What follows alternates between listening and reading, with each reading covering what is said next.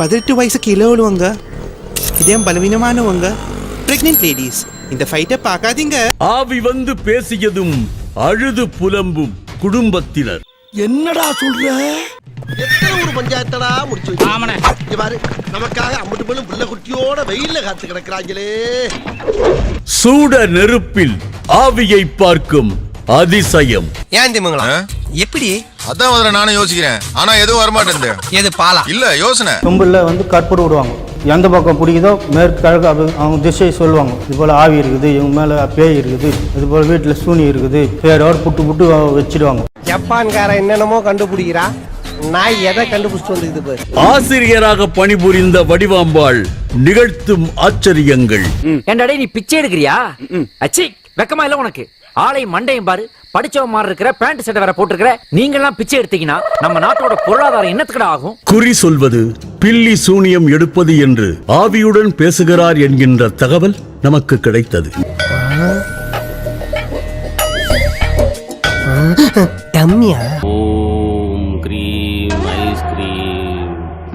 சித்தப்பா சாமி ஓம் கிரீம் ஐஸ்கிரீம்ங்கிற கரெக்டான ஆள் தானே?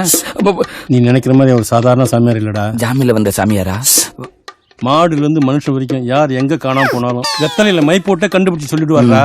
இறந்தவர்களுடன் பேசுவது மட்டுமல்லாமல் ஆவி அகற்றுவது, பேய் ஓட்டுவது போன்ற செயல்பாடுகளும் வடிவாம்பாள் கண்களை மூடியபடி பேசினார். காளி சூலி ஹோலி. ஹோலியா? அது மார்வாடி பண்டிகை இல்ல? தங்களது குடும்பத்தில் ஒருவரை இழந்துவிட்டு அவரோடு பேசுவதற்காக 3 குடும்பங்கள் வந்திருப்பதை பார்க்க முடிந்தது. அறிவு இருக்காயா அவனுக்குலாம்? கம்ப்யூட்டர் காலத்துல 1/2 மணி நேரத்துல 5 லட்சம் வியாதியை போய்க்கிட்டு அதை விட்டு இவன்ட்டு உடுக்கையில வைத்தியம் கேட்கறியே. சும்மா இருங்க தம்பி, வைத்தியம் பார்த்து நாங்க வாழ வழி சொல்லிட்டு இருக்காரு. யார் இவன்?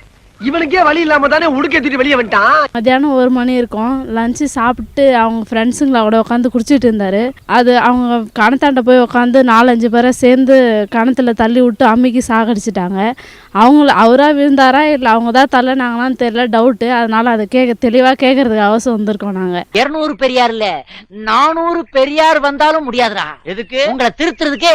இறந்து போனவர்களின் ஆவியோடு வடிவாம்பாள் எப்படி பேசுகிறார் என்பதை அறிய ஆவலோடு காத்திருந்தோம். அதாவது பேய் இருக்கா இல்லையா,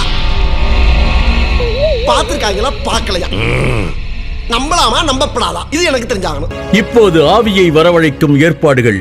அந்த இடத்தில் இருந்த விளக்கிற்கு நெய் ஊற்றப்பட்டு சாமிக்கு பால் அபிஷேகம் ஆகுது, கடவுள் பால்ல குளிச்சுக்கிட்டு இருக்கிறாரு. இந்த நாட்டுல ஏழை பால் குடிக்கலன்னா தப்பு இல்லையா? யோசிக்க வேண்டாமா? எங்க தப்பு நடந்து யோசிக்க வேண்டாமா? தீபம் ஏற்றிய பிறகு வடிவாம்பாள் தன் கையில் இருந்த மணியையும் 3 முறை தரையில் அடித்து ஏதோ பேசிக்கொண்டே இருந்தார். மந்திரமே தெரியாம எப்படி எல்லாம் ஓட்ட முடியாது. ஒரு கட்டத்தில் சட்டென்று ஆவி அவருக்குள் வந்துவிட்டதாக உணர்த்தப்பட்டது. சாமி சாமி, பேய கொஞ்சம் பதமா பக்குவமா கூப்பிடுங்க சாமி, இல்லைன்னா போற போக்குல ஒரு காட்டு காட்டிட்டு போயிரு. தலை சீவுவது போலவும் 2 சக்கர வாகனத்தில் பயணிப்பது போலவும் விபத்தில் உயிரிழந்த இளைஞன் அன்றைய தினம் எப்படி செய்தாரோ அதே போன்ற காட்சியை அவர் வெளிப்படுத்துகிறார் என்பதை உணர்ந்து கொள்ள முடிந்தது. ஓசிட்டிக்கு ராசி பலன் சொல்றான், அவன் பேச்செல்லாம் கேட்டுக்கிட்டு. விபத்து நடந்து அடிபட்ட அந்த இளைஞன் கீழே விழுந்த காட்சியையும் வடிவாம்பாள் உணர்த்துவது போல செய்து கொண்டிருந்தார். ஓ, குரலி வித்தையா?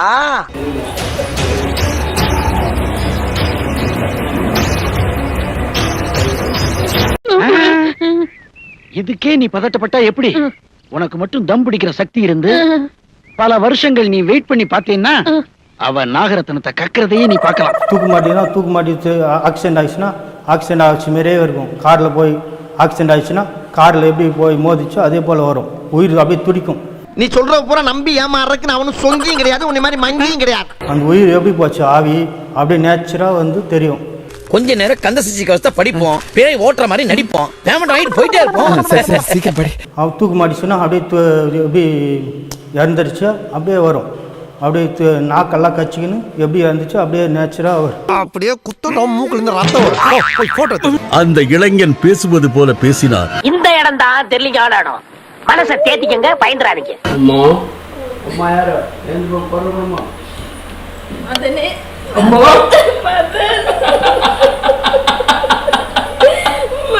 ஐயோ பூச்சாண்டி அவன் அடுத்து என்ன சொல்லலாம்னு யோசிக்கிறேன். என்ன பார்க்க வந்துட்டியா? என்னோட பேச வந்துட்டியா மாமா? அம்மா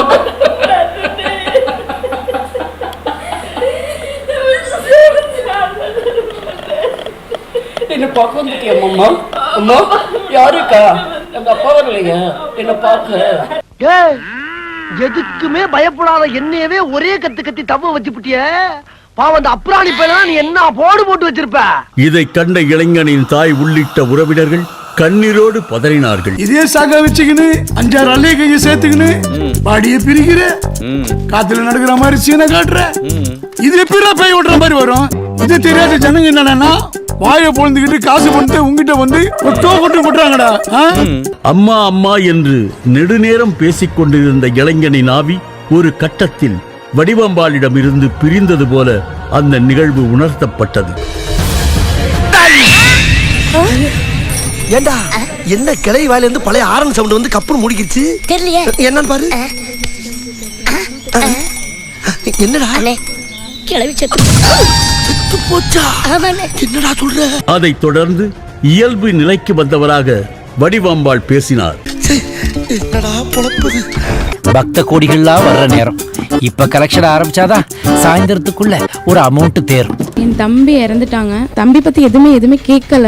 எதுவுமே நாங்கள் ஒரு வார்த்தை கூட வாய் திறக்க கிடையாது. இதனால தான் இறந்தாங்க, இப்படி தான் ஆக்சிடென்ட் ஆச்சு, நாங்கள் எங்கேருந்து வரோம், ஊர் பேர் மட்டும்தான் கேட்டுட்டாங்க. அவங்களா வந்து எப்படி இறந்தது என்னாச்சுன்னா அவங்கள தான் தெளிவாக நல்லா சொன்னாங்க. முன்ன மாதிரி பொம்பளைங்களா சாமி சாமின்னு சுத்துறதுனால தான் நாட்டுல பல போலீஸ் சாமியாருங்க சுத்திட்டு இருக்காங்க. இவன் செய்யறதுலாம் காசு மறிக்கிறதுக்காக செய்யற ஏமாத்து வேலை. ஆவி குறி கேட்கும்போது அந்த தேங்காய்லாம் கொடுப்பாங்க. தேங்காய் கொடுத்தா அது ஆவி கேட்டு வந்து ஆவி போட்டால் வந்து தேங்காய் பொறி கட்டிடணும். வீட்டில் போய் ஆவி போட்டான்னு கட்டிட்டு வத்தி இருக்கும் ஒரு வத்தி, அது போய் வத்தி போய் ஏற்றினோம். கொல்லி போட்டவங்க ஏற்றுவாங்க. அது கூடவே இருக்கும். இந்த உலகத்துல எந்த ஊர் எந்த கண்ட்ரி டெவலப் ஆனாலும் இந்த ஊர் மட்டும் டெவலப் ஆகக்கூடாது. அப்பதான் என்ன மாதிரி யார் இந்த வடிவாம்பாள்? உண்மையிலேயே இவருக்கு இறந்தவர்களுடன் பேசும் சக்தி இருக்கிறதா? அப்படி என்றால் அந்த சக்தி இவருக்கு எப்படி கிடைத்தது? நான் சாமிடா. இன்னைக்கு ஒரு நாள் எனக்காக நீங்க மாமாவை சொல்றியாடா? அதை ஏன் வாயால சொல்ல மாட்டேன் சாமி. நான் பிஏ பிஎட்மா டிகிரி தான். நான் டாக்டருக்காக படிச்சிருக்கேன். என்னடி வாய்ஸ் இது? ராமச்சந்திராவில் தான் ஒர்க் பண்ணேன் 25 இயர்ஸ்க்கு முன்னாடி. டீச்சர் ஒர்க்கும் போச்சு, அந்த ஒர்க்கும் போயிடுச்சு. எவ்வளவு டீசெண்டா பிச்சை எடுத்துக்கிட்டு இருந்தேன், அதே செய்ய வேண்டியதானே? எதுக்கு தேவையில்லாம இதுக்குள்ள வர? ஆசிரியர் வேலையை விட்டுவிட்டு சுமார் 25 ஆண்டுகளாக இந்த அருள்வாக்கு சொல்லும் பணியில் ஈடுபட்டு வருவதாக கூறுகிறார். இந்த தொழில் சுலபமா இருந்தவொடனே இதை கையாளுறா போல. இதுலயே ஏகப்பட்ட சிரமம் இருக்கு. நைட்ல வந்து படுத்திருக்கும் போது இந்த அம்மா வடிவம்பா உனக்கு பசிக்குதா இந்தான்னு சொல்லிட்டு எனக்கு கொழுகிட்டு பச்சரிசி மாவு சாதெல்லாம் கொடுத்துச்சு. தண்ணி அடிக்க ஏதாச்சும் ஐடியா குடுறா. ஐடியாவா? இப்போ உங்களுக்கு பேய் பிடிச்சிக்குன்னு ஊர்லாம் சொல்ல போறேன். கொல்ல பண்ணிருக்கேன். ஏன்டா அப்படி சொல்ற? எல்லாரும் ஓடியாந்து ஏன்டா இந்த அப்பாய் மேல இறங்கி இருக்க, உனக்கு என்ன வேணும் ஏது வேணும் கேட்பாங்க. ஆசைப்பட்டதெல்லாம் வாங்கி தின்னுட்டு அப்படியே ஓடி ஊருக்கு அங்கிட்டு விழுந்துருங்க. நம்ம ஆசைப்பட்டெல்லாம் தின்னுக்கலாம். நல்ல யோசனையா இருக்குடா.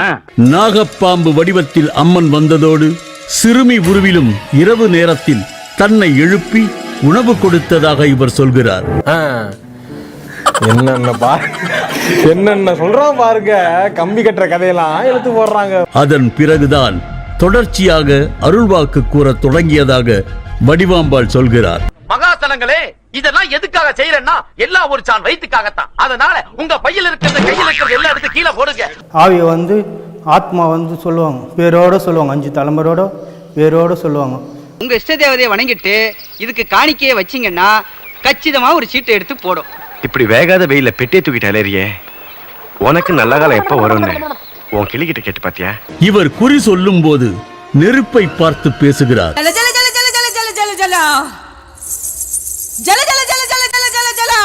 கலசத்தில் வைக்கப்பட்ட சுடம் எரிந்தபடி செல்லும் திசையை பார்த்து அவர் குறி சொல்லும் முறையும் ஆச்சரியமாக இருந்தது. கருப்பனுக்கு வேட்டி சட்டை, கருப்பன் பொண்டாட்டிக்கு சில சட்டை, மூத்தமானுக்கு லுங்கி சட்டை, நடுமானுக்கு பேண்ட் சட்டை, இளையமானுக்கு 7 ஜாக்கி சட்டி 4 பணிய. சரி சாமி, நீ கேட்டாதான் வாங்கி கொடுத்துருவோம். எடுத்தது யாருன்னு சொல்லு, சொல்லிடுவான். தெரிஞ்ச சொல்ல மாட்டானா? சொம்புல வந்து கற்பூரம் விடுவாங்க. அது எந்த பக்கம் பிடிக்குதோ மேற்கு கிழக்கு அப்படி அவங்க திசையை சொல்லுவாங்க. இது போல் ஆவி இருக்குது, இவங்க மேலே பேய் இருக்குது, காற்று இருக்குது, இது போல் வீட்டில் சூனி இருக்குது, இவங்க பண்ணாங்க அவங்க பண்ணாங்க, பேரோடு புட்டு புட்டு வச்சிடுவாங்க. இந்த பொழப்புக்கு 4 பேர் பொழைக்கிற மாதிரி கிகோலோ பையா அப்படின்னு சொல்லி உங்களுக்கு வாய்ஸ் ஓவர் கேட்கலையா சார்? ஸ்டார்ட் பண்ணு.